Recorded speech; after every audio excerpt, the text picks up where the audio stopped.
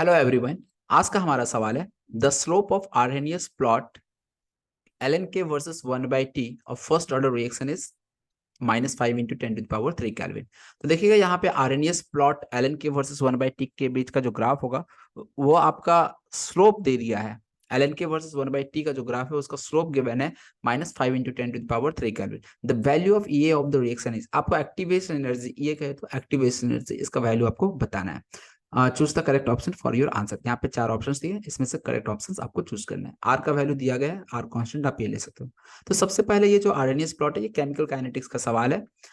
सबसे पहले हम आर्हेनियस इक्वेशन क्या कहता है ये जान लेते हैं। तो आर्हेनियस इक्वेशन जो है आपका ये होता है K A E to the power minus E upon R T.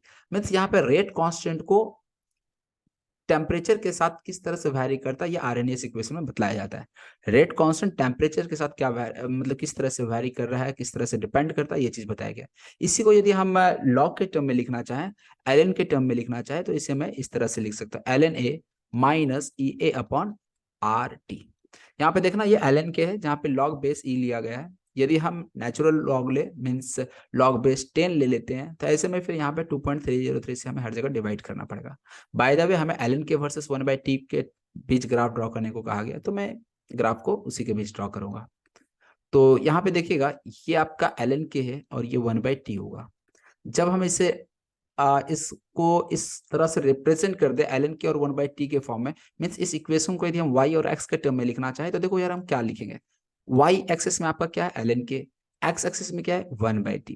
तो y और x यानी एल के को हमें y से रिप्लेस कर देना है, 1/t को हमें x से रिप्लेस कर देना है। तो इस क्वेश्चन को y और x के फॉर्मेट में मैं कुछ इस तरह से लिख सकता हूँ y equal to L N A minus E A upon में r, और ये जो 1/t होगा ना इस 1/t को हम यहाँ पे इंटू एक्स करके लिख सकते हैं।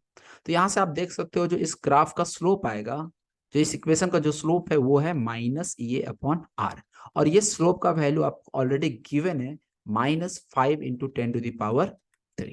तो यहाँ से आपको ए फाइंड आउट कर लेना। तो ये माइनस माइनस कट गया तो ए इक्वल टू आपका आ जाएगा 5 इंटू 10⁻³ इंटू आर, और आर का वैल्यू होता है 8.314 जो कि आपका यहाँ पे गिवन है। तो इसे यदि आप मल्टीप्लाई करोगे तो देखना ऑप्शंस काफी दूर दूर है, तो आप ऐसे में अप्रोक्सीमेशन यूज कर सकते हो। 8.314 को एक काम करता हूँ मैं 8.3 ले लेता हूँ।